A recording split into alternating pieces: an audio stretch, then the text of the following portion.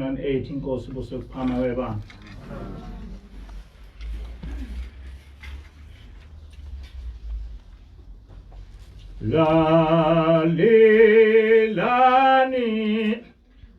Lalelani nanti lizwi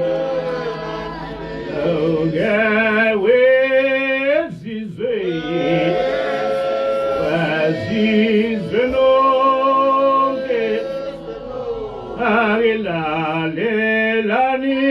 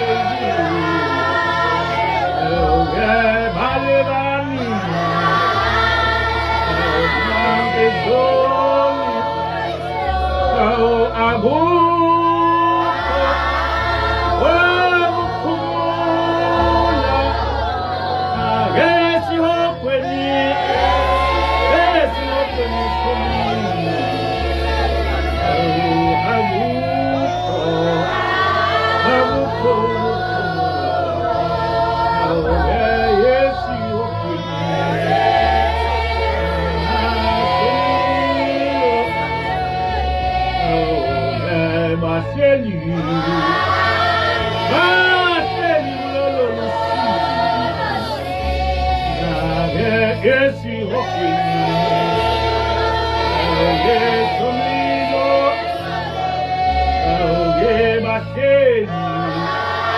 Bateli kulolo lusizi Yesi hokweni Yesu milo Bateli kulolo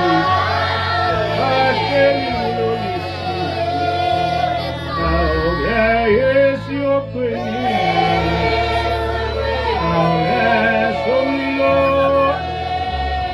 Oh, give us daily.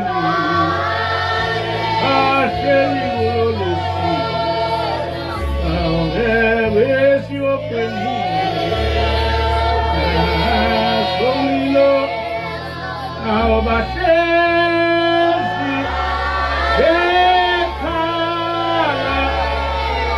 yes, you're pretty. Somnilo, oh, Bateli, the color. Oh, yeah, Abasenagu. Oh, Polola. Oh, Bateli, the color. Oh, Abasenagu. Abasenagu. Abateli, Bateli, the color. Abasenagu. Oh, Polola. Oh, yeah, Uguja. Uguja, Usizi.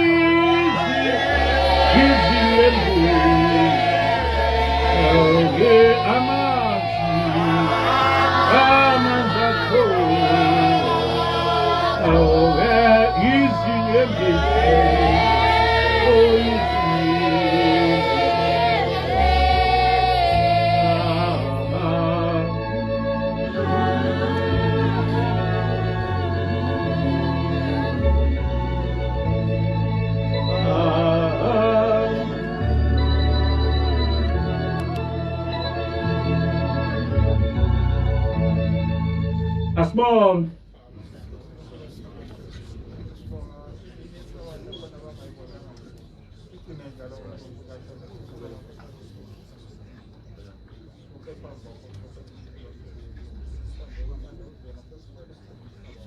Amen.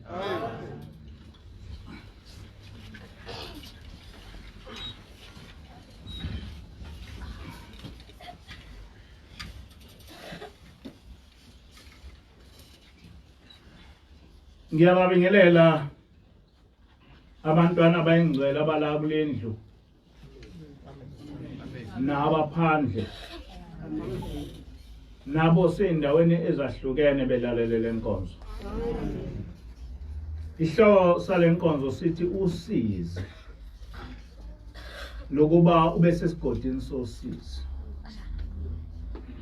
Usizi lokuba sesigodini sosizi. Nizofunda incwadi kaLuka 6 verse 46. Luka 6 verse 46. Ningibizelani ngokuthi inkosi, inkosi. Ningakwenzi engikushoyo na. Ningibizelani nithi kimi inkosi, inkosi. Kodwa ningakwenzi engikushoyo na. Lamazwi aqhamuka kuJesu. Uthi-ke uJesu, ningibizelani ngokuthi ngiyinkosi. Kodwa ningazithathi isifundiso zami. Kwenzeka kanjani ukuthi nithi niyangihlonipha? Kwenzeka kanjani ukuthi niyangithanda?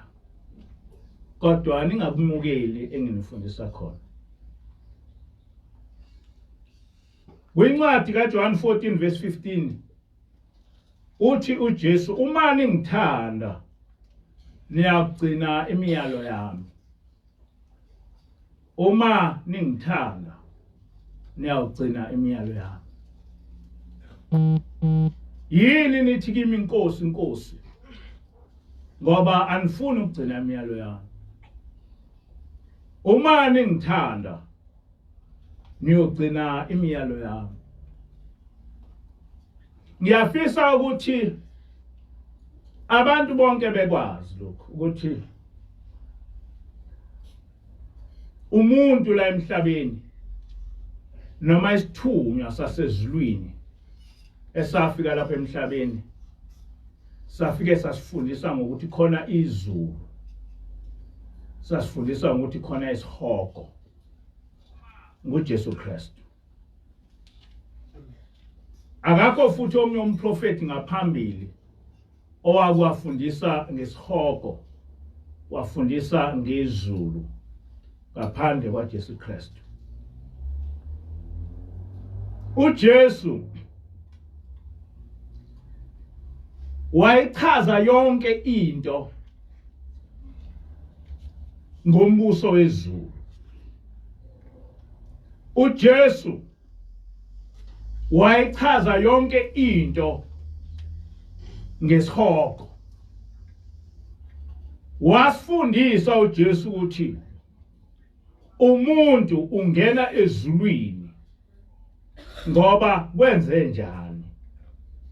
Umuntu uya ekulahlweni ngoba kwenze njani. uJesu is a pioneer, uyi-advocate yombuso wezulu.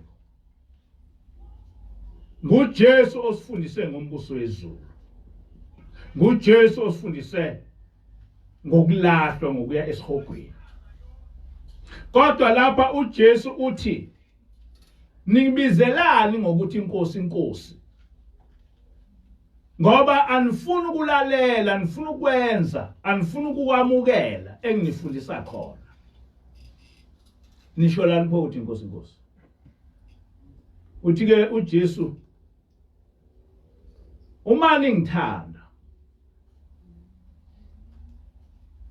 niyawulandela izimfundiso zami. Uma ningithanda niyawulandela imiyalo yami. Ngamanye amazwi ukuthi umuntu ungumlandeli kaJesu ngokweqiniso, kufanele ubone ukuthi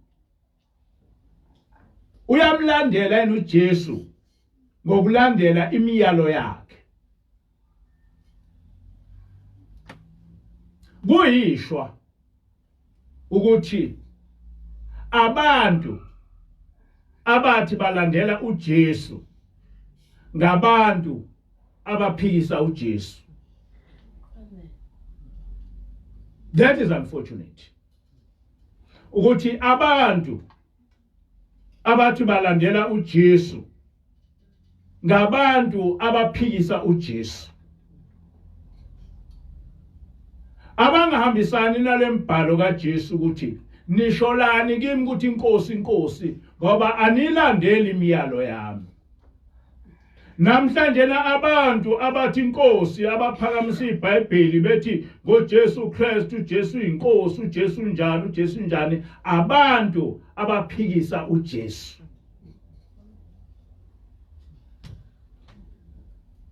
uJesu and no one else owasifundisa ukuthi kukhona isihogo. Kodwa abalandeli bakaJesu abathi asikho isihogo. nguJesu owathi ukhona isihogo. Akuyena ngisho uMose, akakho umprofeti owakwathi khona isihogo ngaphandle kaJesu. Kodwa kunabalandeli bakaJesu abathi asikho isihogo. kuMateyu 13 verse 49 uJesu uthi kuyakuba njalo ekupheleni kwezwe kuyakuphuma izingilosi zingahlukanise nababi nabalungileyo zibaphonse eziko lomlilo lapho kuyoba khona ukukhala nokugedla amazinyo. uJesu nje osho njalo uthi ukuphela kwezwe kokuphela kwakho. Hayi ukuthi kuphela izwe ngoba uyokubona abantu bebhubha ngesikhathi esisodwa bawubhubha njengoba namanje bayabhubha. Izolo nje kufa abantu kuhambe emhlabeni abantu abawu101 ngosuku olulodwa bebulawa i-coronavirus la eSouth Africa. So sonke asazi ukuthi nje bahleli njena who is coming next. Kodwa iqiniso ukuthi siyahamba sezulwini noma esihogweni. Ukuphela kwezwe ukuphela kwakho. Uma wena usufile seliphelile izwe kuwe. Ngoba into siyibhekile kuphela ukwehlulelwa. Uthi ke uJesu ababi bayohlukaniswa nabalungileyo. Izingilosi zibaphonse emlilweni lapho kuyoba khona ukukhala nokugedla amazinyo. Kodwa kunabantu abathi asikho isihogo. Umbuzo uthi baphikisa bani? Kusho thina yini ukuthi khona isihogo? Kusho thina ukuthi khona isihogo noma kusho uJesu? Uma umuntu ethi uyikholwa bese ethi asikho isihogo uphikisa bani? Ngoba thina ukuthi kunesihogo sikuzwe ngoJesu. Ayikho imfundiso kwaZulu yokuthi khona isihogo. Ayikho imfundiso kwiTestament elidala ukuthi khona isihogo.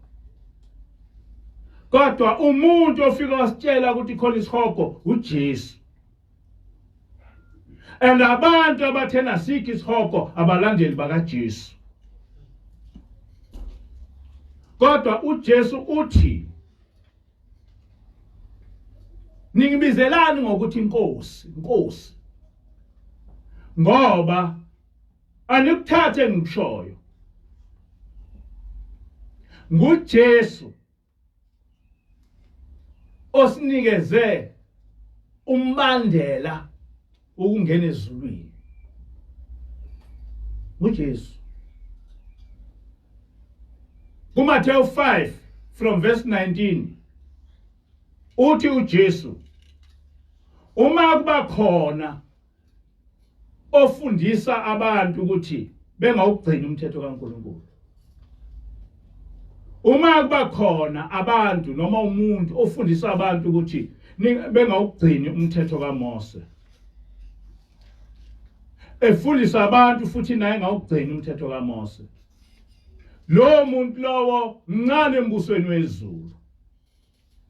Kodwa uma kuba khona umuntu ogcinayo umthetho kaMose ebuye efundisa abantu ukuthi abagcine umthetho kaMose, lo muntu lowo mkhulu embusweni wezulu. These are the words of Jesus Christ and no one else. Akakho umuntu, akakho umprofeta, akakho isithunywa sasezulwini esakhuluma leyo nto ngaphandle kwaJesu Kristu. Kodwa abalandeli bakaJesu bathi asiphili thina ngaphansi komthetho.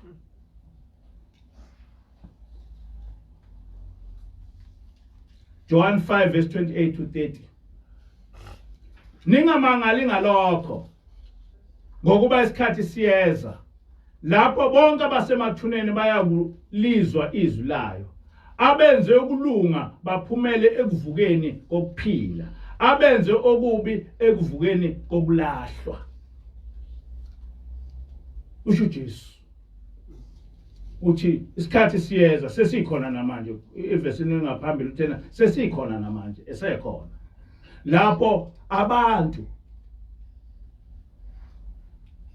bothi mabe bebovuka emathuneni kodwa labo abenze okuhle bothi mabevuka beye emzini oyingcwele kodwa labo ababi bothi mabevuka beye kulahlweni kwaphakade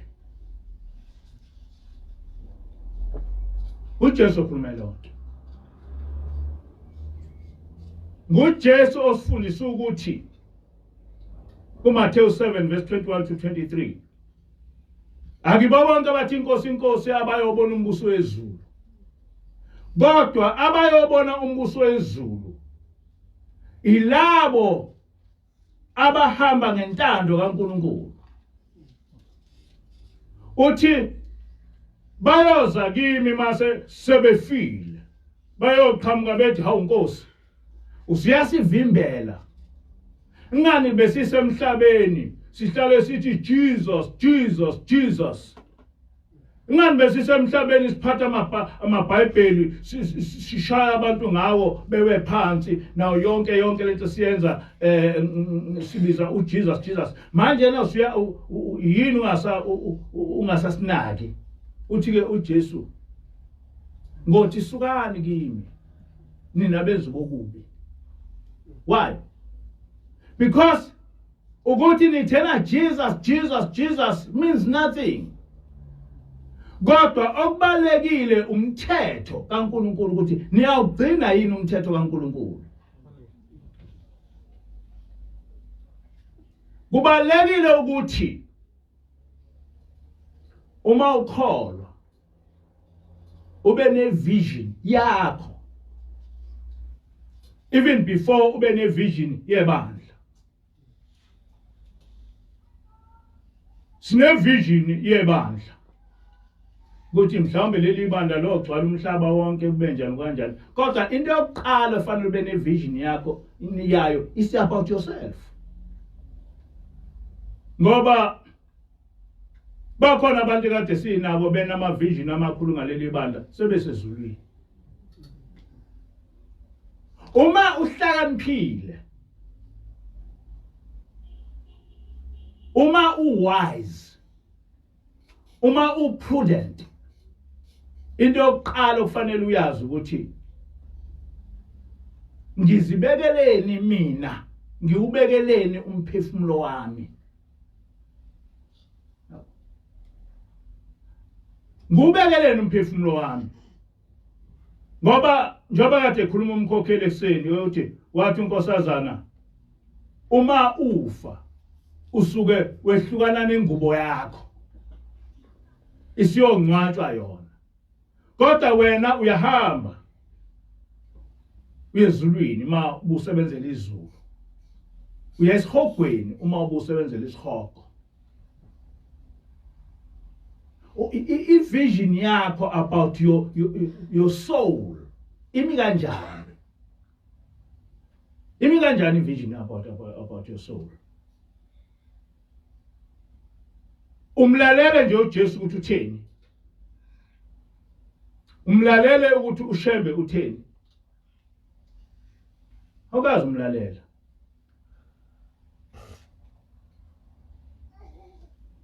manje ke uma ngikhuluma ngosizi lokwa Sesigodini Sosizi ngikhuluma ngento okufanele ukuthi ngaphezulu kwezinto zonke sicabanga uthena umkhokheli inkosazana uthena uma senikholwa ngempela nokwazi ukuthi nilapha emhlabeni nikwazi ukuba sezulwini njengoba thina silapha indaba sezulwini akusiyona into esikholelwa kuyo into esiyazi uma uhamba kahle ngendaba kaNkulunkulu uNkulunkulu kubonisa zonke izinto. Ngihlale ngisho ngithi mina ngangizalwa umuntu wayekholiwe ngendlela esimangaliso. Umama wayekholwe ngendlela esimangaliso.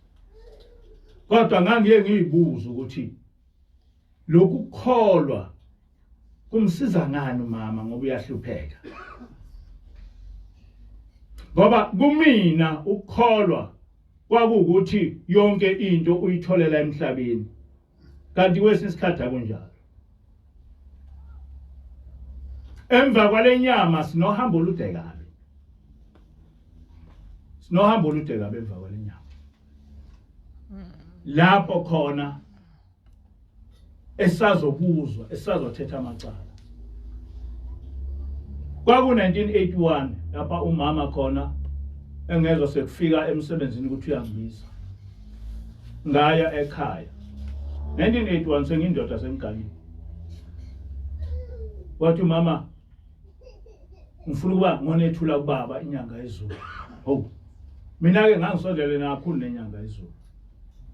Ngathi mina uzothini kodwa ubaba ebona indoda enda izothulwa unina kwenyanga yezulu.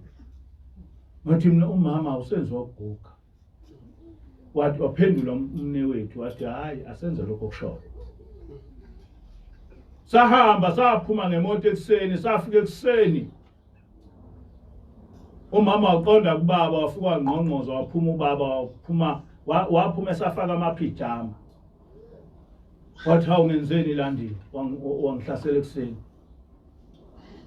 Akahlalanga ngisehlaleni wahlala edramini. Wathi umama ngizocela ukuthi ubusise izingane zami. Lezi izingane ngicela ukuthi uyibusise. Ngoba lokho zazalwa ayikaze zengihluphe. Wayesethi ubaba uyazini ukuthi kwenziwa yini ukuthi lezi izingane zakho zingakuhluphi. Wathi umama angazi. Wathi wena wakuthatha phi ukuhlakanipho ngaka? Onke amanaza athanga nakho. Wathi umama ikuphi ukuhlakanipha? Wathi lezi izingane njengoba uyibona zinjena zidalwa ukuthi ngaso sonke isikhathi uyazinikelela.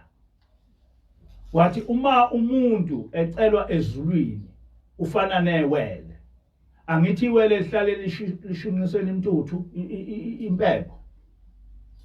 Wathi ke nomuntu uma umcele ezulwini njalo umama wasicela ezulwini ngoba wayishonela abantwana.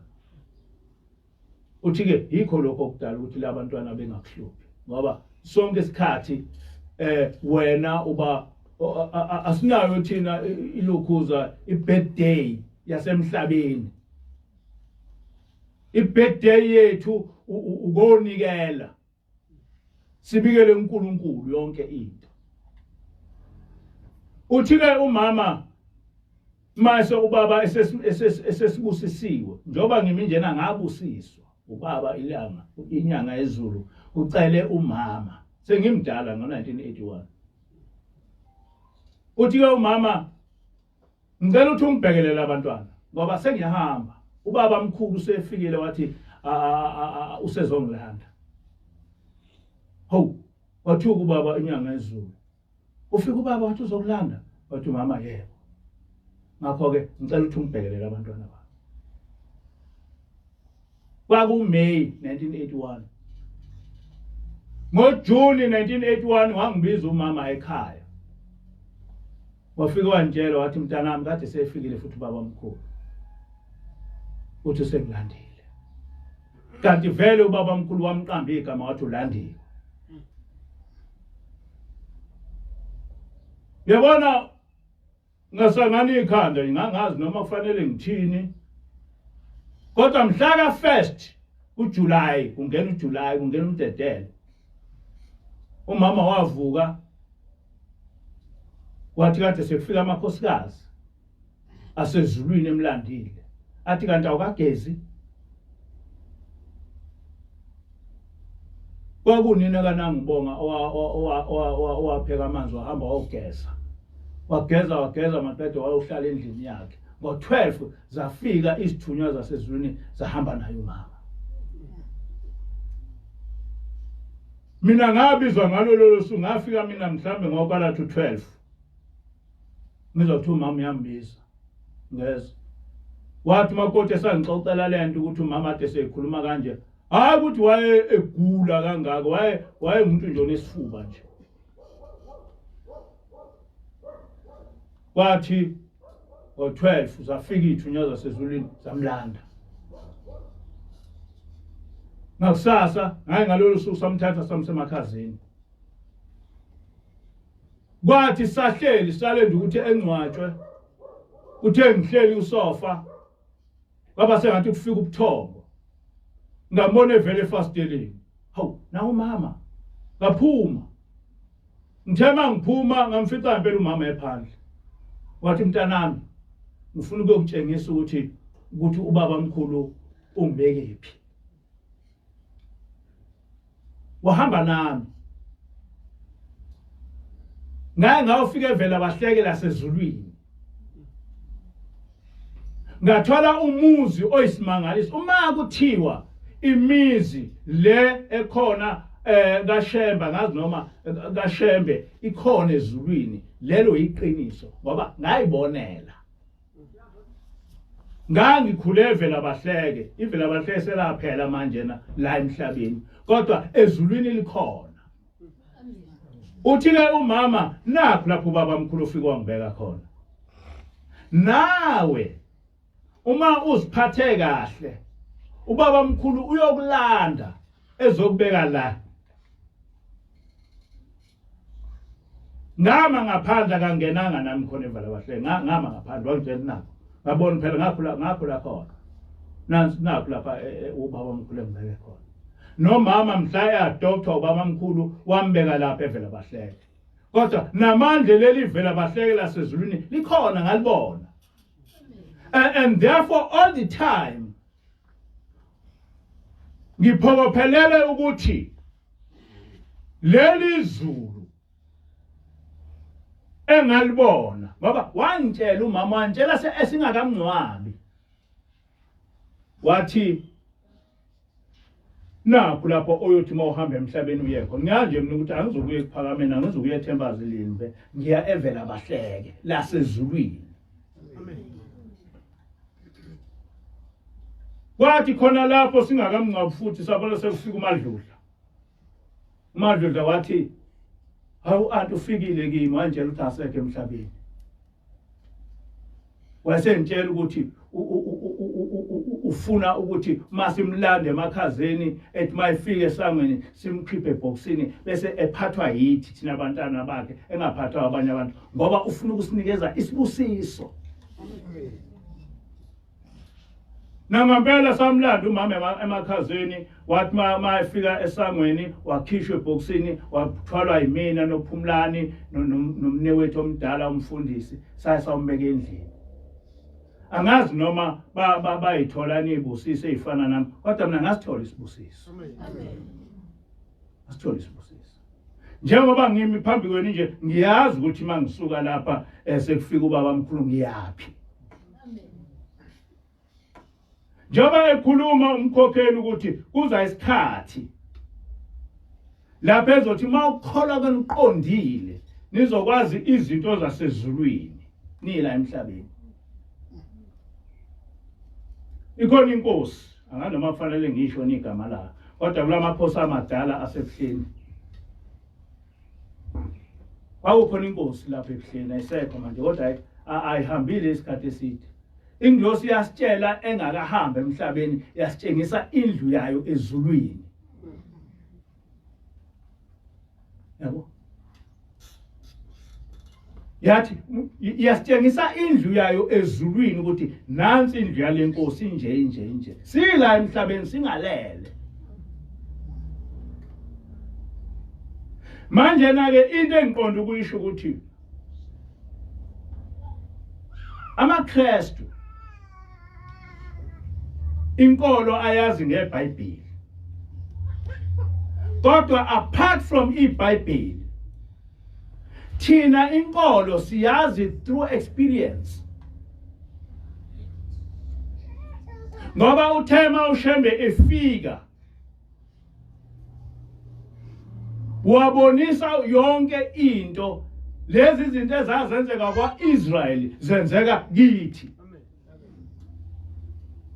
Abantwana bakwaIsrayeli o Enoki ababeke behlala ezulwini noNkulunkulu. Abantwana bakwaIsrayeli o Johani ababeke bebona izimangaliso zasezulwini besemhlabeni. Bekhuluma nezingilosi. Kodwa namhlanje lokho sekulapha phakathi kwethu. Lokho sekulapha phakathi kwethu. Zehlisiwe ingilosi zazohlala nathi. Aye yodwa. Nina nazo unkosazana kuphela siyesikhulume ngayo kodwa ziningi ingilosi ehleli nazo lapha esizaziyo. Ziningi.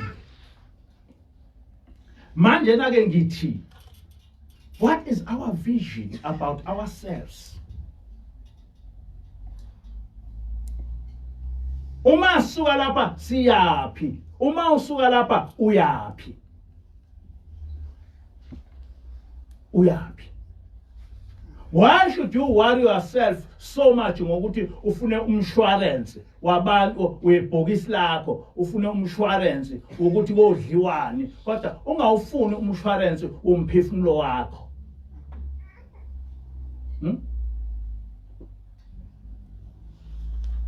Laba abantu abafunela umshwarensi mase suhambile bengabondla nabantu benjani, kodwa owakho umshwarensi womphefumulo wakho umi kanjani? Umi kanjani umshwarensi womphefumulo wakho? Uyapi? Uyapi? Thina sifundiswe ukuthi asibe nomphako wohambo lwethu lokuya ezulwini. Asibe nomphako wokuthi uma sesiye ezulwini sodlana endleleni. Uma sesiye ezulwini somnqoba kanjani uSathane? Ngoba kuyahanjwa abantwana basezulwini, akuhleliwe phansi. Kuyahanjwa. Wayesho njalo babila ngethi siuhele siye ezulwini. Ethi umehluko ukuthi asazi ukuthi njengoba sihleli njena ubani ophambi komunye. Kodwa iqiniso njengoba sihleli njena sikulayini, siyahamba sezulwini. But instead of preparing yourself for lolu hambo, you are preparing yourself for something ozoyishiya emhlabeni. Usho njalo unkosazana uthi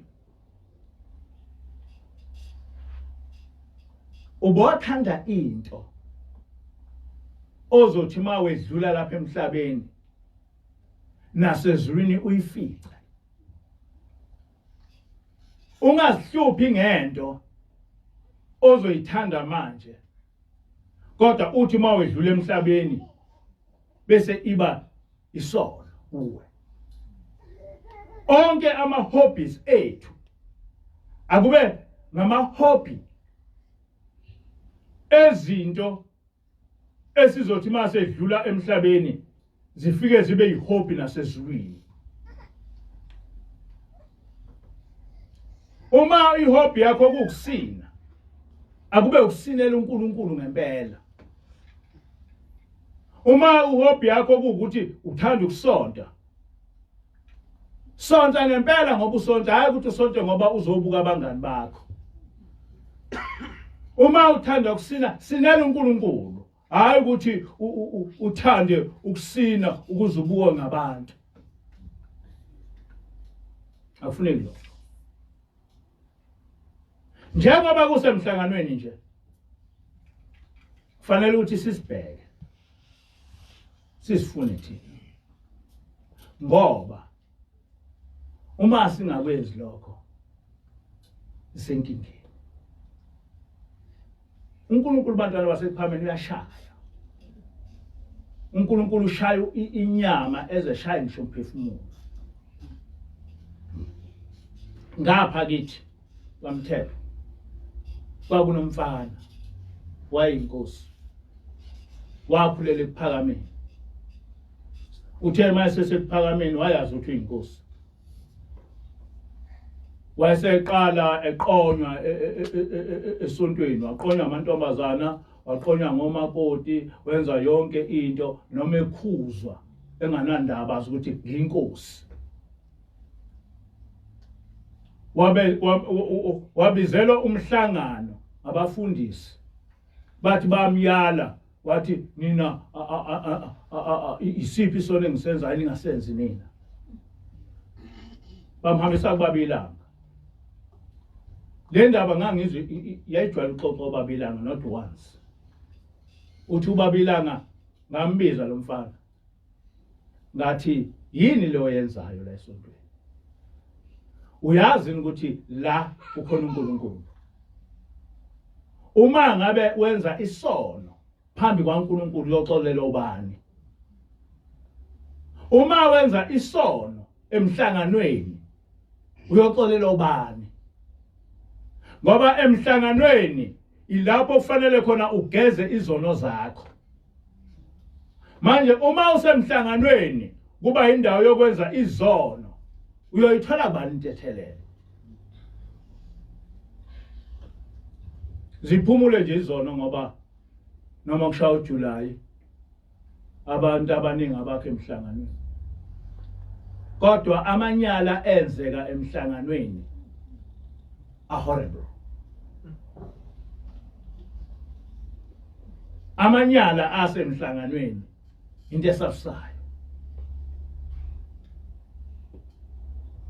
kodwa laba bantu njengoba desha umkhokheli uthi ekugcineni uthi mina kanti ngenzeni kodwa uyikhohle zonke izinto ezimbi ubuzenza uthi ubaba ilanga ngathi kulo mfana lento uboyenza ezweni lakini kodwa ungayenzi la wathi kodwa nasezweni lakini ngelinye ilanga lemkhuba yakho iyohlupha wena ucabanga ukuthi uhlupha mina kodwa lemkhuba oyenzayo ngomhlangano lemkhuba oyenzayo ngesabatha ngoba wayethatha amantombazana ngisho kuyisabatha eyolala nawo amakhosazana namalokhuza waphela wayinkosi babazi ukuthi uyinkosi uthi kubaba ilanga lento oyenzayo ngelinye ilanga iyohlupha wena ayihluphe mina wagcina lo mfana eba inkosi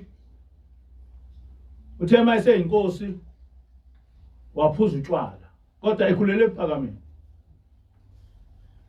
waphuza utshwala uthi ke ubaba ilanga ngelinye ilanga wafika lapha na emhlathuze bakwazi abanye abantu emhlathuze lapha na eduze wasematshana kwakunebhasi likababa ilanga lasuka empangeni lize lofika emhlathuze so amaNazaretha ayesebenza umgwaqo ngoba ngaleso sikhathi yayingabi imigwaqo ayisambiwa ngamapiki wafika lo mfana kubaba uthi baba wafika edakeni uthi uthi baba ngathi uphuzile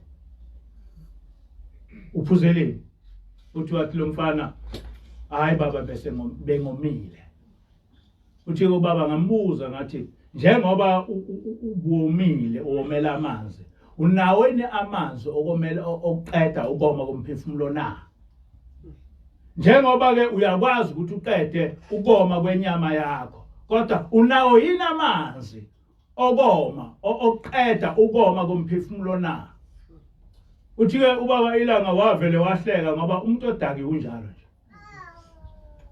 ngisho emuka uyahleka kodwa lokhu kuphuza kwakhe waphuza kwamgulisa wathi mayese egula kakhulu wayethi hayi ngifuna ukubona ubaba bathi abazali bakhe uyombonana ubaba wathi hayi ngithatheni ngobona ubaba bamthatha wathi mangabe ephuma ngaphandle washona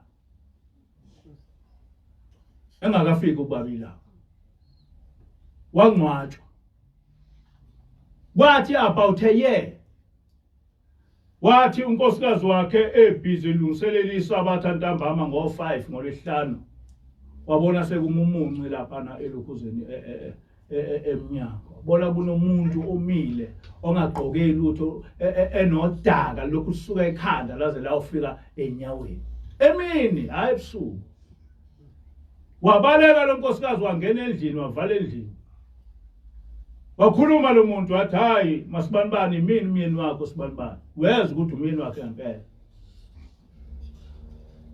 uthi wathi hayibo ngiyazi ukuthi umyeni wami kodwa ngoba thina sakungcwaba ugqokile manje na lokhu ukuthi wena ube sesimene sinjena kumi kanjani wawusuqhamuka manje ungagqoke lutho wawusuqhamuka manje na unodaka lokhu suka ekhanda loze lawufika enyaweni why uthi ke lo mfana angihloniphanga emzimba yomakoti babantu angihloniphanga emzimba yamakhosazana lolu daka olubona kimi ubunsizwa bami ubudoda bami njengoba ngibona njena ngangithi ngiyajabula ngiyajabulisa kanti manje nalento isiyanginukela uthi ke lo muntu angizange ngaye ezulwini angikwazi ezulwini ukuthi ngahlala ethuneni ngihlele ethuneni nje ngibona nje ngiye ngiphume uma kwenzeke ngikwazi ukuphuma ethuneni kodwa mangiphumela phandle uvele kube emnyama wonke umhlaba ngingaboni lutho uthi ngidavuze mhlambe ngize ngiye ngofika emfuleni uthukela uthi kodwa ngothi mangithola amanzi ngithi ngiyawaphuza evele eshe uthi ngihambe mhlambe ngize ngifike emhlathuze ngithi mangithi ngiphuza amanzi avele eshe ngihambe ngithi ngize ngifike emfoloze emfuleni emkhulu yayisemkhulu ke leyo mfula ngaso sikhathi hayi manje emkhulu kakhulu kodwa uthi wathi manje ngiyafika khona nje lapho ngithi ngiyaphuza noma ngifuna ukugeza avele amanzi eshe uthi ke lo mfana hamba uye kubaba uyomcelela intethelelo uthi ngangazi hamba uyomcelela intethelelo kwaba isimo esinzima kabileso esenzeka kulo mfana kaMthetho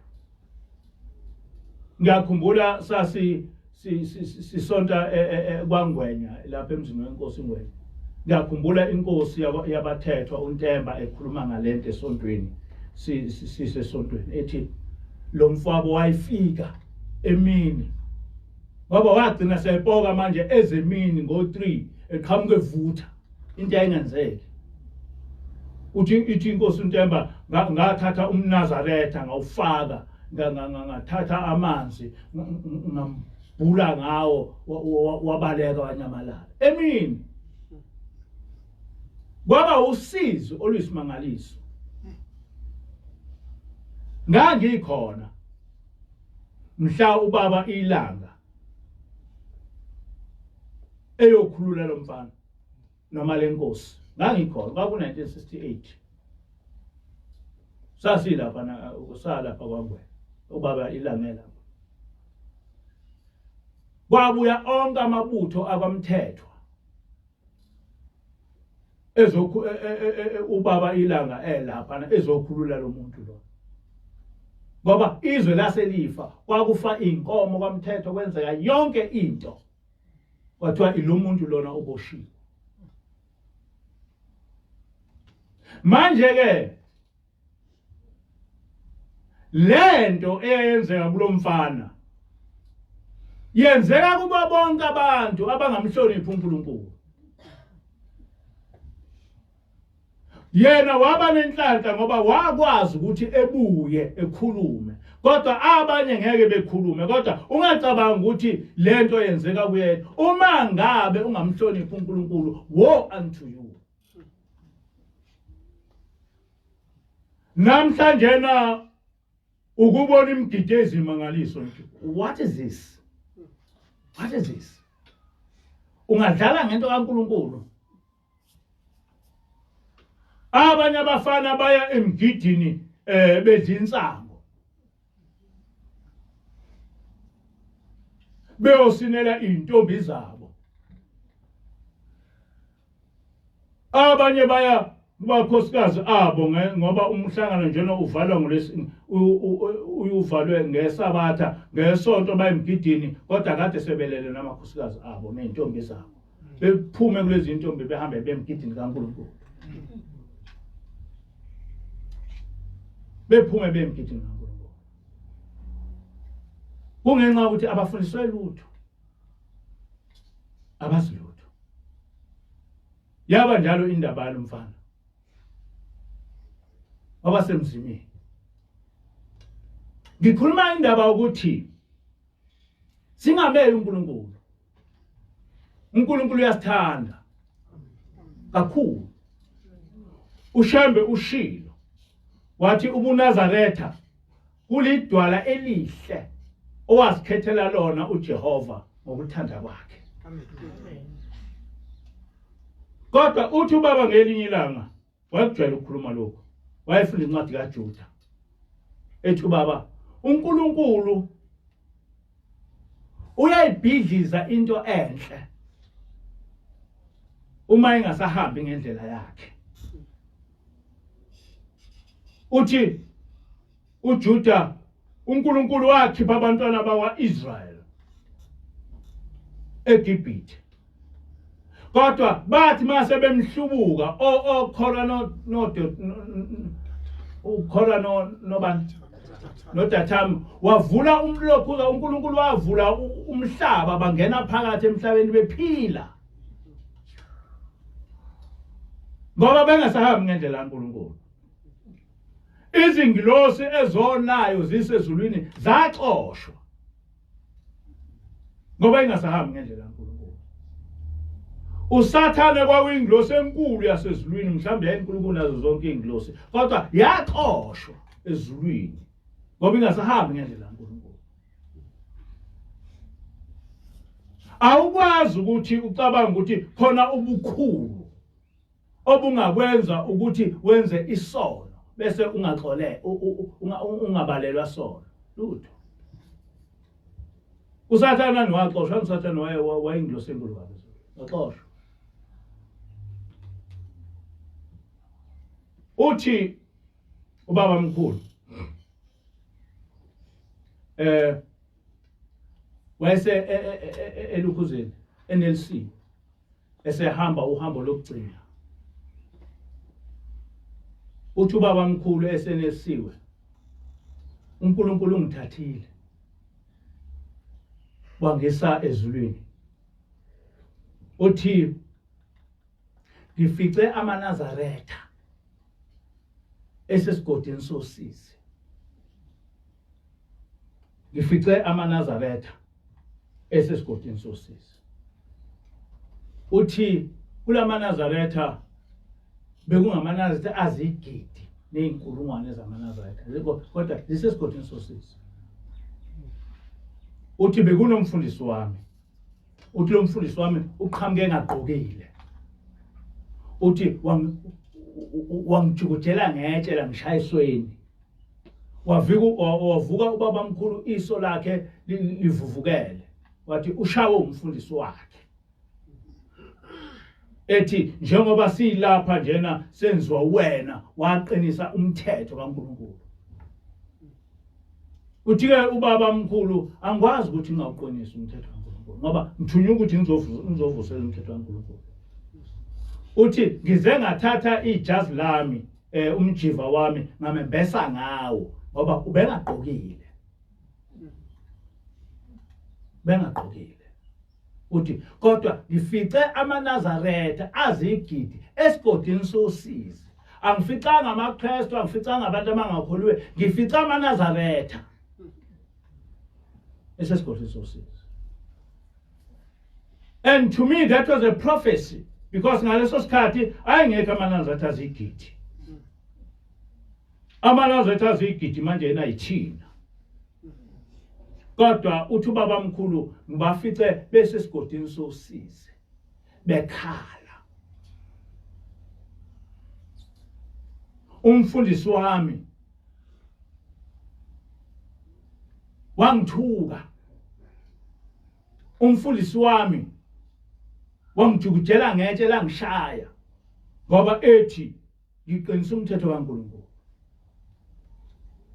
Lapho khona uNkulunkulu ufanele ukuthi imithetho yakho iqinile. Lapha njena angeke kufane na wonke amaNazaretha. Indlela esiphila ngayo thina la ayifani na wonke amaNazaretha. Ngani? Ngoba sihamba nengilosi. Amen. Sihamba nengilosi. Sihamba nomuntu obona yonke into. Yabo. Sihamba noNkulunkulu. Amen. Ngoba uthi uNkulunkulu ingilosi lena iphethe mina, iphethe igama layo, igama lami likuyo. Uma ngabe wehluleke la ukungena ezulwini bokwazi ukuthi ulahliwe. Uma ungazange waye understand lento thina esihamba ngayo bokwazi ukuthi ulahliwe. Ngoba konke sikwenzayo uqhamuke ezulwini. Konke esikwenzayo uqhamuke ezulwini. Manje na ke ngisho ukuthi labo bantu basesigodini Sosizi. Basesigodini Sosizi. Bonke abantu abangawugcina umthetho kaNkulunkulu bahlalele usizi. Njengoba kade ngihlabelele lesihlabelelo. Ubaba mkhulu wayesiqamba. Sikhuluma into ekhona. But kuba khona ukuyikhohlisa ukuthi hayi yikulo. Do you think uJesu wayeqamba amanga uma ethi kukhona isihoko somlilo? Angqamba. Sake sathi sina lapha nezansi. Kwase kufika unkosazana. Kwakushisa. Abantu besine begcume beshona le bebalekela ukushisa. Bathi unkosazana kube niyazi ngabe niyaqinisela. Ngoba ukhona isikhathi lapho ongeke kube khona utshani oyohamba emalahleni yonke indawo. Yabo. Wathi kube niyazi ngabe niyaqinisela ngoba khona indawo khona isikhathi lapha eniyohamba emalahleni umuntu ehamba emalahleni yonke indawo. Ongeke ugcuma uthi hayi kuyashisa lapha ngeke ngixhumele etshanini, hayi kunjani lapha ngeke ngixhumele etshanini. Njengoba ekhuluma umkhokheli ekseni ethi kukhona abantu abathi mabefa beNkulunkulu bese kuthi abanye befe benhlabathini. Lapho uthi unkosazana uba semgodini ube sesidunjini sakho sibole isidumbu sakho ukuso ngenkathi sibolwa uze wena ubhlungu. Whereas naturally uma ngabe usuphumile esidunjini sakho noma ngabe isidumbu sakho senzekani akho ubhlungu obuzwayo. Kodwa uma ushawa ubuyiselwe esidunjini sakho bese sibola isidumbu sakho siphitha izimpethu uphila ngaphansi komhlaba. Uphile. Unkosazana wayesitshela leyo nto ethi ningafisi ukuthi nibe kuleso simo lapho oyothi mawufa ungaphume ethuneni ubuyisele esidunjini sakho uphile usufile. Kodwa ongeke kube khona umuntu okwazi ukuba ummemeze ekuzwe. Ezulwini ulahliwe. Emhlabeni bazi ukuthi sewafa. Kanti wena ubhaquze emathuneni. And that thing is there. Ayiwona umfanekiso. Ikhona. Ngakho ke abantu bengacabanga ukuthi njengoba sikhuluma leli ivangeli nje siyahlanya emakhanda. Sihlanya. izulu likhona abantwana basezulwini uNkulunkulu ukhona izingilosi zikhona isihogo sikhona usathana ukhona akuyona into imaginawayo ikhona uthi ke ubaba mkhulu ngithema ngifike ezulwini ngathola ukuthi akusashiwo ukuthi ubaba sekuthiwa ubaba mkhulu sengubaba mkhulu ngicela ukuthi ngedlulisele into kuwo wonke amaNazaretha kaNkulunkulu ukuthi unkosazana uThena engababikho umuntu webandla lamaNazaretha kaNkulunkulu obiza ubaba mkhulu ngokuthi ubhombela. Amen. Ithi inkosazana ukuthi ubhombela zibongo wayikanjwa ngabantu. Anikwazi ukuthi umprofeti wenu nimbize ngeyibongo oqanja ngaza abantu sengathi Lokuza nje wasemhlabeni. Ngisho inkosi yasemhlabeni ngisho ingonyama uthi ingonyama uhlala uthi ubhejana uphuma esicibini ubhejana. Uyawuthi ingonyama mayihlonipha ingonyama awukwazi sonke isikhathi ubhejana. Sengikhuluma ke ngenkosi yasemhlabeni. Ithi ingilosi kodwa ubaba mkhulu umprofeti wasezulwini wanitshela ukuthi ufike ezulwini wafika esebizwa ngokuthiwa ubaba mkhulu. Manje nina leli gama lokuthi ubhombela lisho ukuthini ngoba lento ukuthi ubhombela wathunywa zibonga wayibonga ngabantu uma abantu bekubonga ukudana ubalandela kodwa uma sezothathwa igama lezibongo ubonga khona abantu bese kuba igama elihamba litshelwa abantu emhlabeni ukuthi ubhombela. Kodwa ubaba mkhulu wasitshela ukuthi igama lakhe ufike ezulwini kwathiwa ubaba mkhulu.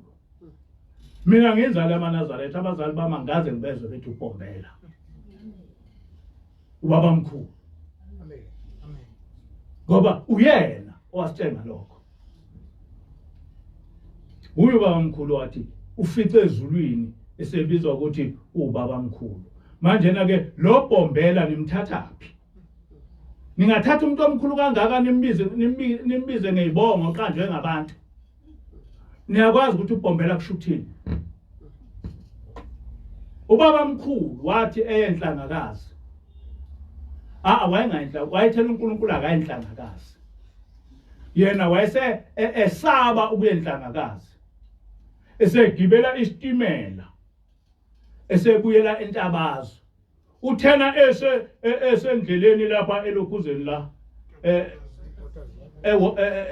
Bottas Hill. Kwafika uNkulunkulu wathi uyapi?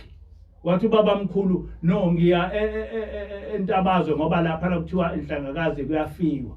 Wathi uNkulunkulu ukhethani ukuthi uhambe ngalesi sitimelo ufe nabantu abaningi noma uhambe enhlangakazi ufe wedwa. Wathi ubaba mkhulu ngikhetha ukuba ngiyenhlangakazi ngife ngedwa. Wayesethi ke uNkulunkulu yehlake. Sasesivele siyayimela isitimela. Wayese ubaba mkhulu uyehla uyahamba enhlangakazi. Zasezithi imbongi ubhombela isitimela samampondo esema lapho kungemunga kungemtholo khona. Ngoba lesi sitimela sasibizwa kuthiwa ubhombela. Manje bathi ke ubhombela isitimela samampondo sime lapho okungemunga kungemtholo khona sime lapho okungasteshi khona. Basebethi ke abantu ubaba mkhulu ubhombela. Yabo. Ithi ke ingilosi nibiza umprofeti wenu ngeyibongo owayinika abantu. Ngoba phela that is a nickname. Niyeka leli gama owanibiza ngalo owathi uthole ubizwa ngale ezulwini ukuthi ubaba mkhulu. Wathi amaNazaretha kaNkulunkulu engaphinde isho lonto. Ngoba abantu bathanda ukuthi lento yasezulwini beyiyeke bese bethanda belandela lena abaqanjwe elokuza eyathiwe ibona. Njengoba nje kuumhlangano njena uyozwa kuthiwa hayi ayidliwa inkukhu hayi akadliwa ama-aphula yonke lento ongazi ukuthi bayithathephi kodwa ubezwa bethi abakwazi ukuthi amalokhuza fine lesi sithelo lesi ama-grapes bayawadla yabo akakho ukuthi akadliwa ama-grapes kodwa kubhalwe eBhayibhelini ukuthi ama-grapes akedliwa kodwa bayawadla ama-grapes kodwa uzobezwa sebekhuluma ngama-aphula ubakhuluma ngey'nkuku ayidliwi iy'nkuku akadliwa what not no izinto engadliwa lapha isinkwa into eyenziwe nge-yeast kuphela asikwazi ukuthi bese sizakhela izinto namanje na-ke igama upomphela abazi nokuthi upomphela yini kwaqhamuka umuntu nje imbongi yathi upomphela ubaba omkhulu sewupomphela kodwa yena ushilo igama lokuthi ngithema ngifike ezulwini ngafike kwathiwa ubaba omkhulu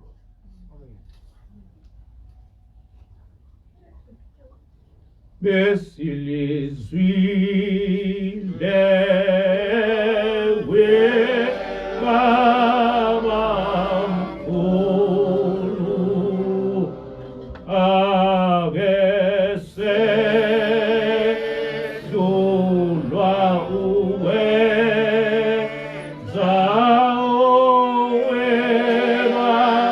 baba mkhulu athambisa izila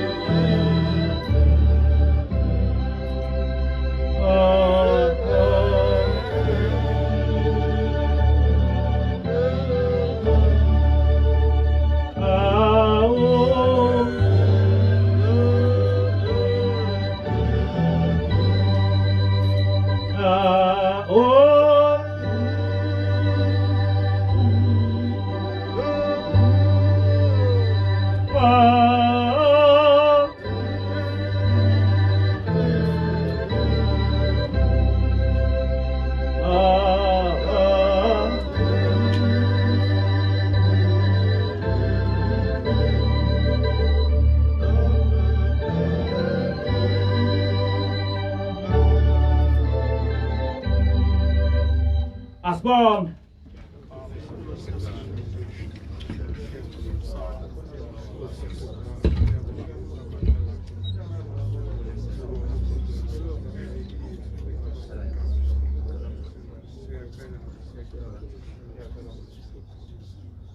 Amen.